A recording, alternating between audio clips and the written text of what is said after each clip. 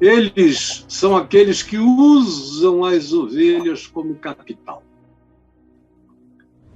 Usam as ovelhas como commodity, como bem pessoal. Tratam você na base, no domínio, no controle, no poder da mesma escravidão. Só que tudo isso acontece por causa do seu medo de Deus, ou da sua obediência a Deus, dos mandamentos que eles criam e proliferam, até você ficar tomado da ideia de um Deus tão perverso que você se entrega. E tem gente que acha glorioso se tornar capital, vendido pelo líder, que diz ao presidente: não pode contar com tantos. E aí você vira parte de tantos. Você é um ser que existe num depósito virtual, mas que tem precificação humana, porque você não passa de um capital. Quando você deixa de se apresentar de maneira obediente ao Senhor do engenho religioso, você perde o valor. Por isso é que eles te tratam mal. Se você deixa de botar dinheiro no gasofilácio, você passa a ser maltratado. É a mesma lógica. Uns são senhores e milhares são escravos. E sem vocês, eles não conseguiriam fazer o que fazem, ser o que são. Mas assim serão, porque eles são alimentados por você, que se entrega como capital nas mãos dos pastores da perversidade, que são aqueles que não apacentam as ovelhas destinadas para a matança. Não estão nem aí, eles só querem, de fato, que você se transforme em capital, para que eles usem o seu significado nos seus ganhos políticos, econômicos, nos negócios que fazem. E você, crente, que está servindo a Deus, mas você é apenas cédula, você é apenas uma atribuição de valor. Você não passa disso. E de valor para os outros, porque nem ensinarem o seu valor para com Deus, eles ensinam. Porque no dia que você aprender que para Deus você tem valor, você deixa de ser mercadoria humana. Porque o verso 4 diz que elas estão destinadas para a matança. Você pode conceber isso, um pessoal que quanto mais serve a Deus, entre aspas, mais destinado para a matança se torna. Quanto mais devoto, mais predestinado para o mal. Quanto mais submisso, mais entregue aos caprichos e sabores de um maligno. Quanto mais subserviente, mais escravo se torna. E, estranhamente, também mais dependente de quem faz mal a você. E o verso 7 diz: apacentai, pois, essas ovelhas destinadas para a matança, porque não tem gente cuidando e tendo compaixão delas. Apacentai as ovelhas destinadas para a matança. Mas eles não se interessam pela dor, nem pelo destino. Quando você deixa de ir, eles deixam de vir. Na realidade, eles nunca vêm. Na realidade, eles nunca recebem. Na realidade, eles nunca têm tempo. Na realidade, eles dizem que estão trabalhando muito para Deus. Na realidade, eles dizem para você que eles estão buscando se santificar a Deus na sua solidão mentirosa, porque não é nada disso. Você os procura, os procura, os procura, os serve, investe neles, mas eles não se interessam pela sua dor. No dia que sua mãe fica doente, seus filhos perdem o rumo, que você se angustia, vive espancada em casa por um marido sórdido, ou vive molestado em casa por uma esposa fanática, profetisa angustiante, cheia das piores carrancas, e você precisar de ajuda, seja você quem você seja, você não vai encontrar a porta aberta. Você terá sorte se você tiver um amigo, uma amiga nesse lugar, ou um grupo de amigos que te ajudem, porque partindo do topo da pirâmide, não vem socorro, não há empatia nenhuma, porque eles não se interessam pela dor das ovelhas. Uma declaração rápida aqui, baseado no que você pregou agora, uma amiga escreveu no YouTube. Ela diz assim: eu sei bem o que você está falando, Caio. Eu e meu marido trabalhamos muito na igreja e saímos sendo chamados de endemoniados em cima do púlpito. E hoje vivemos sem a igreja e com Jesus em uma paz maravilhosa. Amém. E a sua igreja foi com você. Você é a igreja, minha filha. Jesus falou 2 ou 3. É que a gente entrou nessa de que igreja só começa a ser igreja depois de 120. 120, 130. Não essa é a verdade mesmo. Você sabia que um grupo de 30, uma igreja oficial, não consagra, não dá àquele grupo o status de igreja? Eles chamam de ponto de pregação. Aí, quando a igreja chega a umas 60, 70 pessoas, eles chamam de congregação. E ela tem que passar de 100 e tantos para ganhar o status de igreja.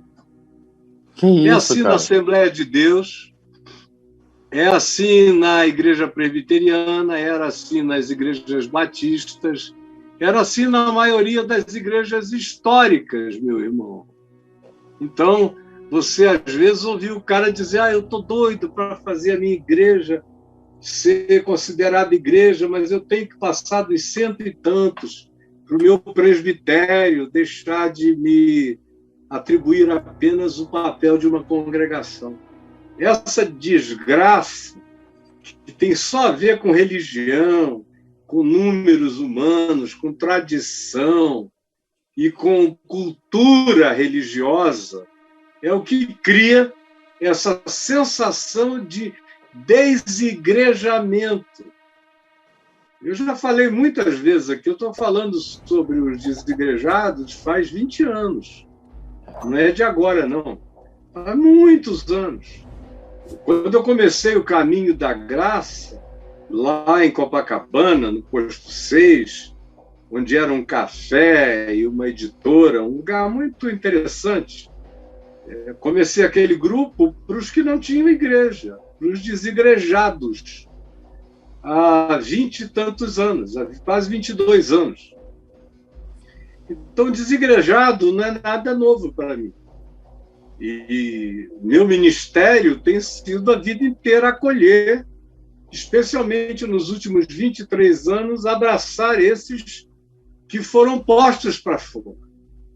É também por isso que nós criamos o movimento Caminho da Graça, onde todo grupo é igreja, porque a igreja não é algo que é designado por terceiros, não tem que vir uma ordem de Jerusalém, a Santa Sé não tem que me autorizar, nenhum líder, bispo, ninguém tem que ordenar.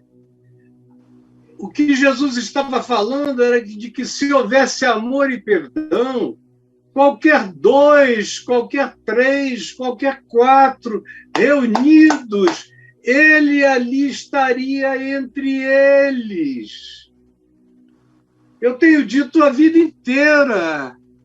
Só pode dizer que está inventando isso alguém que não prestou atenção em nada. Mas os desigrejados têm vindo. E você, minha filha, vive tão bem em casa com seu marido só com Jesus, porque você está ouvindo essa palavra da fé aqui, todo dia, todo dia, todo dia. Tira isso da tua vida, que você vai ver como vai crescer um vazio, e você vai procurar um lugar grande para você se sentir pertencendo a algo. Mesmo que você tenha que passar a vida em silêncio, não concordando com quase nada. Boa parte dos desigrejados são pessoas que pensaram diferente, creram diferente, entenderam diferente, tiveram certeza que aquilo ali era só um presépio, mas não era de fato o corpo de Cristo, e em não concordando se manifestaram, e em se manifestando foram expulsos, e em sendo expulsos foram considerados gente desviada, e aceitaram a designação. Desviados são eles.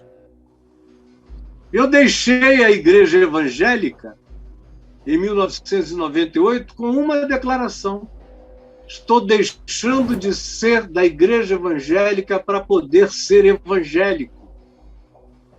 Porque na igreja evangélica, evangélico não significa aquele ou aquilo que carrega a qualidade do evangelho. Isso é ser evangélico.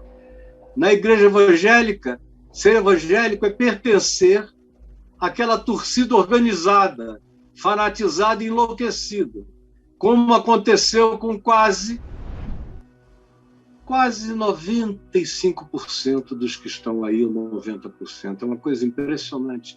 Como mesmo os grupos mais ortodoxos de antigamente botaram galho dentro e estão andando em obediência ao líder ou aos líderes desses rebanhos que são levados para a morte. Então, filho, filha, você está aí com seu marido, seus filhos. Eu estou com saudade de me reunir com os meus irmãos do Caminho da Graça, por exemplo, aqui em Brasília, e no Brasil inteiro. Mas é só saudade, eu não sinto nenhuma necessidade. É saudade, é porque é bom, é porque eu amo louvar junto, eu amo encontrar, eu amo saber como as pessoas estão, eu amo abraçá-las, beijá-las, sentir o cheiro delas, ouvi-las, marcar uma conversa aqui, bater um papo. Eu amo isso, me faz bem, me renova, me humaniza. Agora, eu amo isso, não é um desespero nem uma necessidade.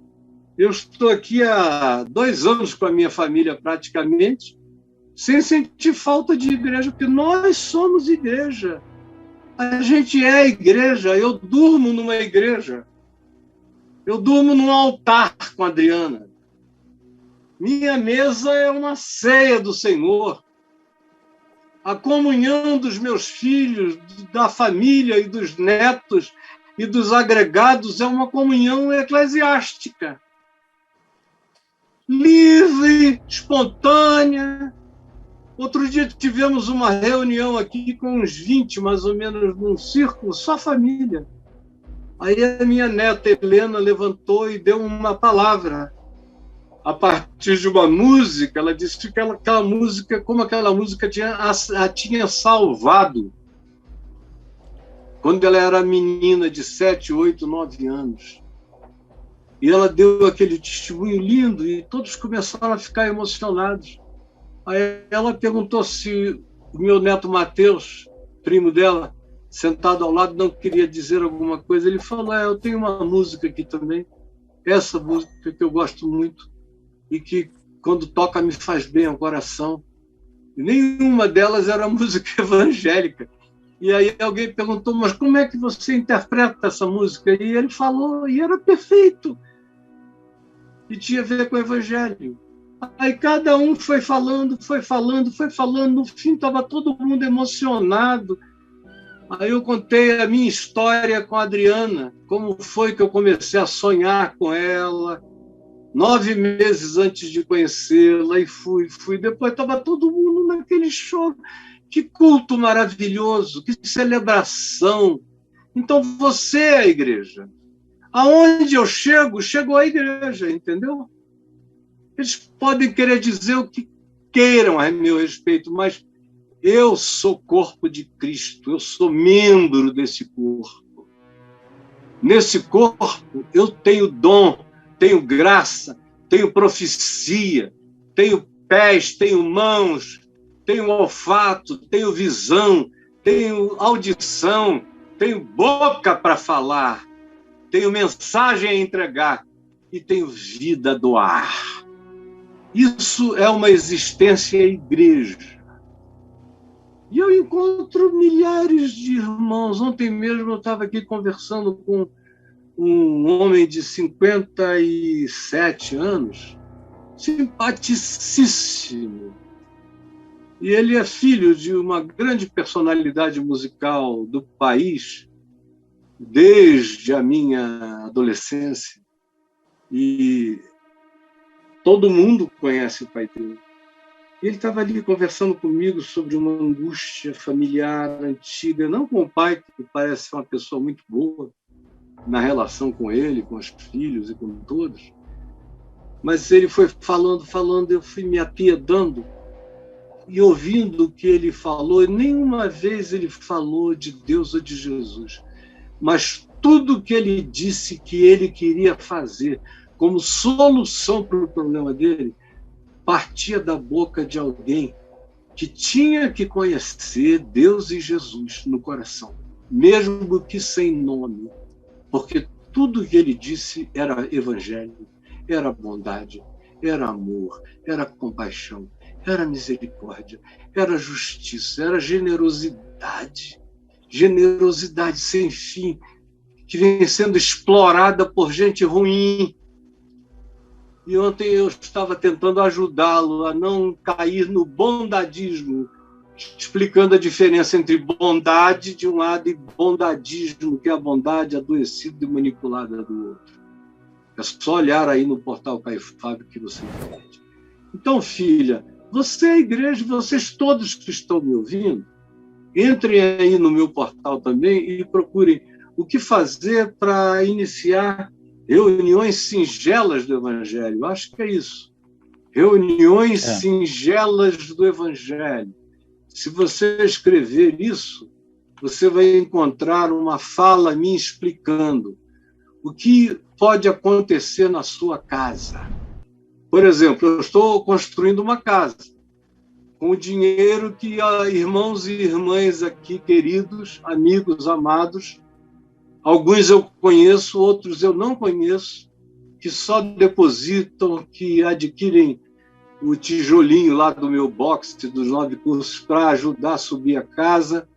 E podem ter certeza, para mim, construir aquele lugar é como quem está construindo uma igreja, onde eu vou morar, onde eu vou viver, onde alguns Samuéis vão crescer.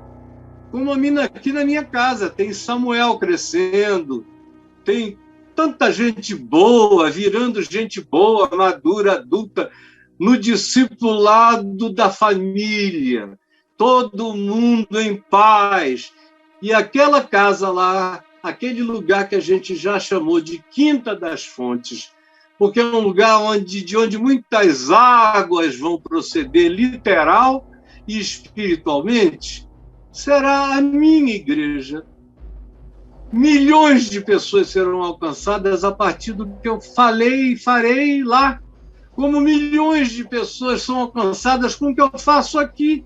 Como aqui nessa casa, milhares de pessoas vieram para reuniões, para cultos, para o caminho do discípulo inteiro, para reuniões as mais variadas.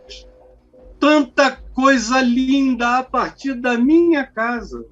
Como o caminho da graça não tem templo, a gente aluga teatros aqui e ali. Quando chegou um tempo que estava tudo muito caro, O povo todo veio se reunir aos domingos, de manhã na escola dominical na minha casa e à noite. Centenas e centenas de pessoas. Então, até os lugares físicos onde eu habito vão se transformando em templos. Eu sou santuário do Espírito, eu sou igreja de Deus, eu sou membro do corpo e a minha casa é um santuário familiar. E para todos quantos venham buscar refúgio na graça de Deus. E a partir desse centro de irradiação, milhões de pessoas a mais ainda serão atingidas e conhecerão o Evangelho. Então, é na tua casa, assim como é na minha. Essa é a igreja. Vão reunindo aí com gente boa de Deus, com amigos. Não precisa ter pregações, elaborações, as pessoas não resistem a um convite para orar. Basta chamar, ler um pedaço do Evangelho e orar. Perguntar quem quer oração ou quem quer orar. Uns vão dizer que querem receber, outros desejarão orar. E aí, orem uns pelos outros, louvem, e se tiverem uma causa para ajudar, recebam recursos e designem alguém para enviar, ou para aplicar naquilo que venha a ser necessário. Porque toda a igreja de Deus também compartilha a necessidade dos pobres, dos fracos, dos oprimidos, dos que não têm, e também investe naqueles que são propagadores do Evangelho genuíno, puro e verdadeiro, que alcança e transforma muitos outros. É aí, minha filha, é na sua casa onde tudo acontece.